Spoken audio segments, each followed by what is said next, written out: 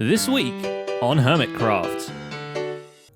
And next thing I know, there was lava falling down and I was pretty much stuck right in the middle. Not only did I lose all of my normal tools, all my items are gone. I've lost everything, including that Riptide Trident. I lost everything. And I mean everything. And I came back and I was gone. I had died to a zombie because I forgot to log out. Okay, there's synergy and then there's synchronized dying. Welcome to the Hermitcraft recap. My name is Pixel Riffs, our writer is ZloyXP, and we've got a lot of info for the intro today, so grab your snacks. First, Hardcore Hermits Season 3 has begun with 2 teams of 3 in Snapshot 18W45A trying to kill every kind of mob in the game before every kind of mob in the game kills them. In the red corner we have Team Zit, made up of Zedaf, Impulse and Tango. And in the Chartreuse corner, we have Team Cubzumetry, as in Cubfan, False Symmetry, and Azuma. Next up, the Grian Headhunt will be ending this weekend, or has maybe already ended by the time this video comes out. These recaps take a couple of days to make, so we have no idea who won at the moment of recording this. Just a heads up for you. In the meantime, a whole new competition has been introduced, this time for who can dig out the most netherrack for the new Nether Hub project, so keep an eye on those tab scoreboards. And finally, thanks to Scar and Azuma, the next person to be tagged, the one after Scar, will have to wear a Sunny the Sheep costume for the intro to every Hermitcraft video until they pass the curse to someone else.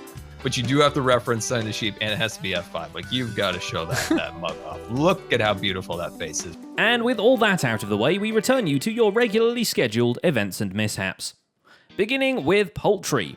But perhaps not the poultry you were expecting. Stress Monster, having cornered the ice market, launched a new business venture this week, an Adopt a Chicken shop, but it's much deeper than just casually owning or even sponsoring a standard egg-laying hen.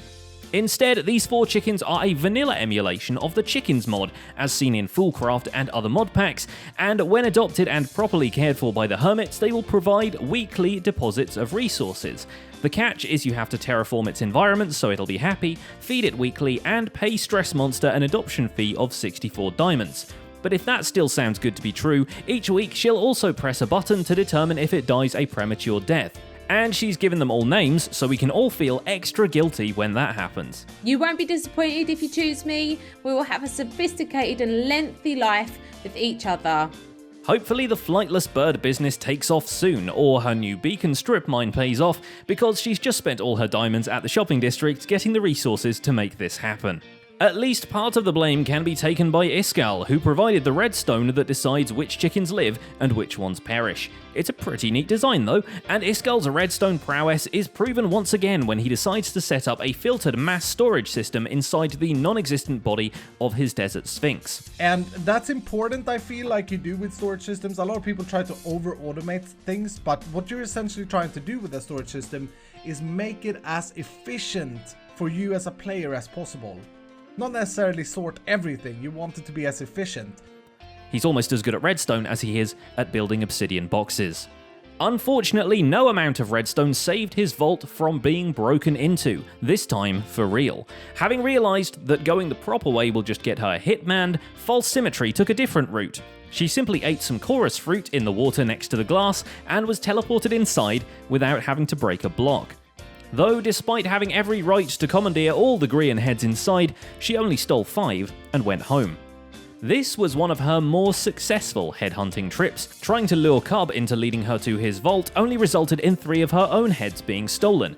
Meanwhile, solving any riddles left by Grian hinting at the location of hidden head vaults only yielded a couple of Tango Tech themed armor stands informing any latecomers that the riddles weren't all that hard. Tango made me do it! Oh, you absolute butt. Oh, I'm super... Dude, I just worked it out and... Oh, no. On the more constructive side of things, False starts doing things around the fantasy cove she shares with Rendog. Sick of surviving off of COD, she builds an automated cow cooker and a chicken farm, all of which is so very fantasy. Ooh! Ooh. I see what you're cooking with. The concept behind Rendog's Fairy House Auto Smelter is on the right track, but behind the scenes it all looks a little more Swedish. Now, a ton of you guys let me know that my previous design, which was a ton of furnaces all over the show, with a butt ton of hoppers all over the show too, would be an absolute lag fest. And you guys were 100% correct. With the fairies hard at work cooking blocks for him, Ren experiments with roofing styles and pirate ruins at the Big Rocks docks. While it isn't open for business yet, the rest of his industry is still thriving, and the week of lowered prices at Big Logs Inc. has paid off. He buys out the convex log barge one last time, gives Impulse a down payment on the tree farm profits, and even has enough to buy a pet shulker box from False Symmetry's shulker shop. Guess which one he goes for? Rocky. Nice. Likes rocks, dislikes sunlight. That sounds like me. Concorp is not too bothered by the whole buyout thing, waging war on a whole new front of commerce, the Gunpowder Market. Their top gunpowder business finally takes off this week, along with this random plane they've built. To try out their own merchandise, Cubfan does an altitude test and flies out into the sky with a full inventory of gunpowder and paper, crafting more rockets as he goes. The merchandise didn't disappoint, his elytra broke before the rockets ran out. In theory, you could actually repair these wings in flight too. It'd be interesting to see you guys do similar flights like this, maybe with 2 elytras, to see, or maybe even 3, because yeah, we still have a lot of gunpowder left here. Getting him down safely from more than 50,000 blocks in the sky with a broken elytra, on the other hand, proved a bit more difficult. I have been falling for 30 minutes! Riding the high of their successes, Cubfan decides to organise his own competition at the game he's actually good at, golf. Any Hermit's golf score submitted before the tournament deadline can win a gross of produce from every Concorp business. For the occasion, Cub has issued a special map with a giant Concorp logo pixel art on it to be displayed in seemingly official places. Scar, in the meantime, works on the comfortable cottage to serve as a country club for the golfers, which goes exceptionally fine and dandy until he realises that the greenery won't exactly stay green in the desert biome. Thankfully, green and lime concrete lawns make for a quick fix, and spruce leaves provide just enough context for it to look like real grass. Finally, Cub finishes the cake factory by attaching an industrial-sized sugarcane farm to it, now to add a player with industrial-sized amounts of free time to craft it all up into actual confectionery. I got something that's going to upset you. Okay. Cake is the worst food in the game. Concorp found an unlikely ally in the Grian headhunt this week, as TFC realised he had spent too much time trying to get rid of a migraine to really make any headway in the competition. So he invited Cub over for the friendliest vault raid ever, and in exchange he got a promise that the prize would be split with him, plus a few extra diamonds for just being a nice guy. With all those heads off his mind, TFC returned to the residential area of the vault and spent some time decorating each of the rooms and patios with tables and chairs, and a few improvised spots where the inhabitants can grill some food under the artificial sky. Joe Hills also decided to make a deal with the Vex heads, meeting them on top of the plane to exchange the coordinates of his Grian stash for some questionable favours. Initially trying to bargain for an even split of the prize and any information they had about the Jingler, they eventually wore him down to just a shulker box of gravel and an on-demand elytra. But the convex didn't get the last laugh because Joe was streaming his recording session and someone tipped off Tango Tech about the pack maze on the nether roof before the convex could get there. When Joe finds out Tango has not only stolen the stash but also criticised the lack of traps, Joe gets his revenge by painting 2 more Pac-Man mazes onto the walls of Tango's fairy grotto and planting some TNT a reasonable distance from buildings or animals. 1 for Inky, 1 for Blinky, 1 for Bonnie, and 1 for Clyde. Right? Okay? None of those were Joe Hill's TNT traps. Now unofficially affiliated with Concorp, he decides to check out their auto smelter, finds it out of commission, and cheerily breaks in round the back to use all the furnaces manually anyway. In his defense, it's one of the only smelteries that could handle all the netherrack the Hermits have been clearing in the nether. But the biggest hiccup on the Convex's path to winning the headhunt is Scar's head vault being robbed, just like our viewers didn't predict. Seriously guys, one of those is heavily guarded and the other one is in the middle of literal nowhere. Man, we'd work so hard to get all those. Oh, I will have my revenge. Oh, it will be sweet when I do. Oh, with the passion of 1,000 scars will come down on this person, whoever this is, whoever stole it. I don't know what Scar expected. His safe house was in the pirate district after all. A smaller heist is currently frozen in time at Zombie Cleo's nearby Torchwood Island. Her phantom people finally broke into the vault of Cod Bank. And then we've got the security guard unconscious on the floor. Who needs pants? Definitely he needs pants. This diorama was the one thing that pushed her into relocating the cows deep underground where no one can hear them moo, and mildly automating the slaughtery process. Such is the price of leather pants. Azuma continues his pirate escapades and plans to build a whole keep, but for now only builds a rather fancy drawbridge. Try and get as many of these as possible, because this is going to be the uniform of our guards, the black and the orange of the flag. With Cleo's toes properly stepped on, he moves on to Joe Hill's territory, and together with Cubfan covers the Christmas land in snowman flesh. Finally, X connects one of his portals to the hole that will become the Nether Hub with a proof-of-concept flying tunnel decorated to perfection. Grian too decorates his portal with a revised Architect's logo, but not on the side relevant to the Nether Hub. Much of his week is spent setting up the headhunt riddles and rooms for the treasures they hold. The rest of it, though, is dedicated to a much more sinister project he's not giving us the full picture of just yet. You have to understand that. It's not my project. It's the man in the chicken costume. One way or another, it requires a sizable faux natural cave under his base. Maybe it's where he'll move all the incriminating evidence now that Azuma has set off his alarms. Look, it's not what it looks like. Now, how did that get there? There's apparently a plan to use trident glitches for a secret lock in a wall, but no practical applications of it just yet. Thankfully, there is no better way to unwind after the dig than to mess with Mumbo while he's AFK. But being the good friend he is, Grian drops off a whole new trident for a freshly out-of-equipment Mumb, but no good deed comes without punishment, and the stationary Mumbo is swiftly encased in cobble to outweigh whatever goodwill a free fork might have warranted. To further offset the naughty counter, together with Iskall, he adds a whole level of obsidian and repossesses his chest of equipment for after Mumbo has punched his way out. Curse of binding, but all of these things seem to be curse binding, so I can't take this Grian head off. I also seem to have some trousers on that I can't take off. No way! I got a Riptide Trident back. Oh my word, that's actually made me so happy.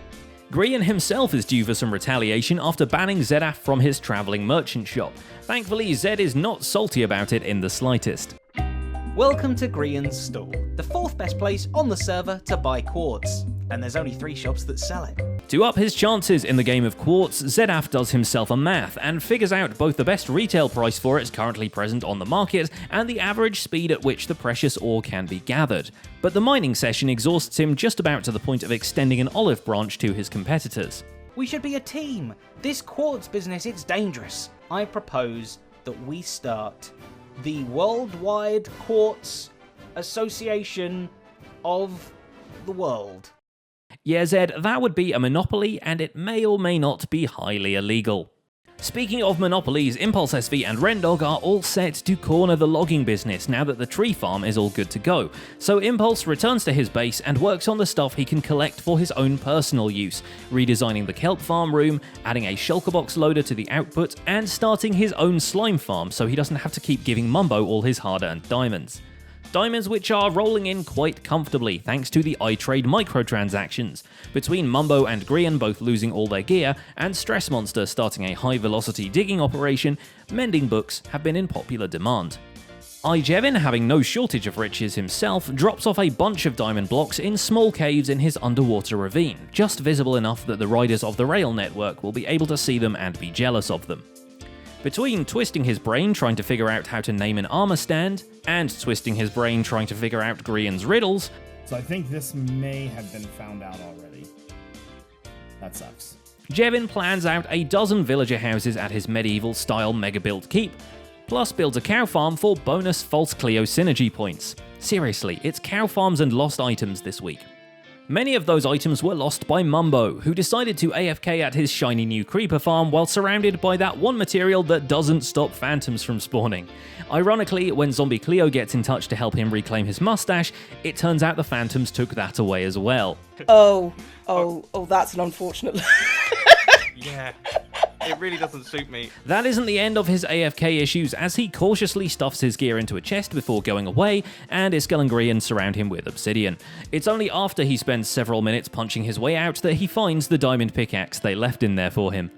His retribution, or perhaps a backhanded thank you for Grian leaving him a trident, is to drop off some shulker boxes full of rockets covered with obsidian that he challenges them to break without a pickaxe. Although, while watching Grian to make sure that he does it right, he may have uncovered a terrible secret. Oh my word, I just caught him! I caught him in the act! But the creeper farm has been such a success that Mumbo decides it takes 3 to tango and goes up against both Tech to the Skies and the Convex's top gunpowder shops by selling fireworks in a pop-up store. He might well win now that Tango has found a more creative use for his creepers. This was, of course, the plan all along, but one can't not be surprised when someone starts using a wither skeleton farm to get skulls at a 1-to-1 ratio, especially when their method includes charged creepers. Even the 1 head per charged creeper rule is not a problem for Tango because he just zaps a whole lot of them and then rendezvous the electric boomaloo with skeletons 1 by 1. Oh, that's some serious nightmare. I'm gonna die here. The problem is that the Green Menace is too good when it comes to killing stuff, and the supercharged explosions end up hurting and even killing the stored charged creepers too. But the problem will easily be solved by just making the rails longer. If only now Tango could go full supervillain and make a weather machine, the scheme would be complete. Which brings us at last to Recap Tag. Among all the shenanigans this week, we think Rendog deserves the Recap Tag treatment, if only for making the commitment of adopting a pet shulker box after an unfortunate track record of losing pet rocks. So we're calling it now. Head over to Ren's latest video and comment RIP Rocky, because you know that guy ain't lasting long. And that's just about it for this week's recap. Our writer is ZloyXP and my name is Pixel Riffs. Consider watching us do our thing on our personal channels. The links are in the end screen theatre as usual. Don't forget to leave a like while you're still here and subscribe so you won't miss future recaps. Thanks for watching and we'll see you next week.